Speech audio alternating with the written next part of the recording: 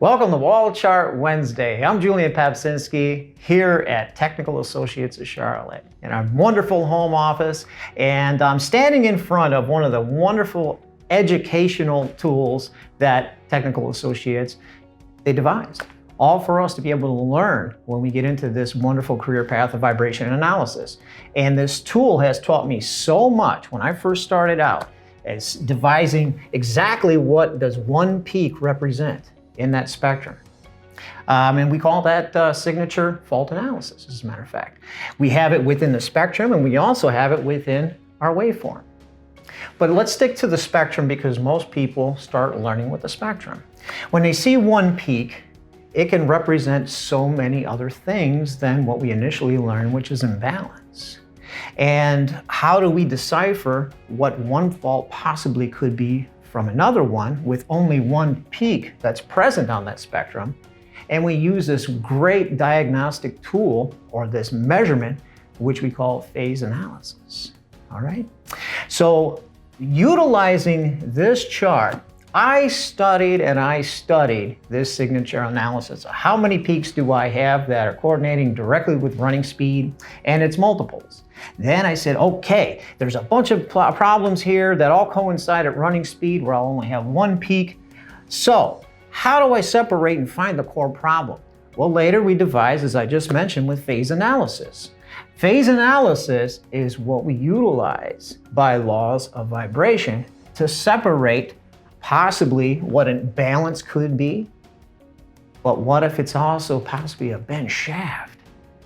So I use phase analysis to be able to separate those two. Now, back to the wall chart, why is that important?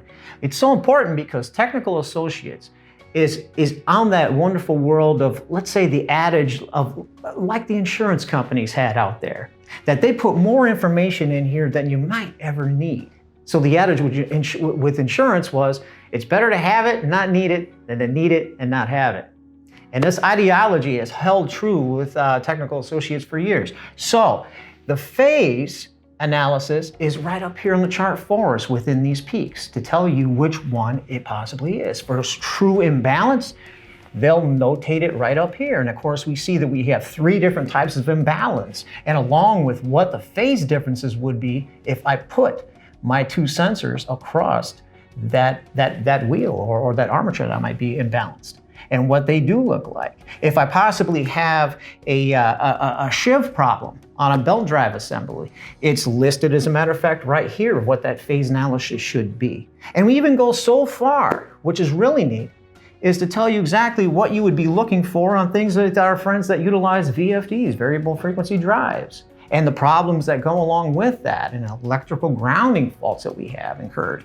Boy, it's on here, and we even tell you exactly how to set up what your FMAX should be, what your lines of resolution should be, and this great learning tool is priceless, it's invaluable, and I highly recommend for those that do not have it up on their wall currently, it's worth your while. It's a great investment in your future to go ahead and get on our website and order one. And for those that also like to go out into the field but can't carry this baby inside their pocket, we make one of these because it'll slide right in your front pocket so you can take it out in the field with you and always feel safe that you can find the problem.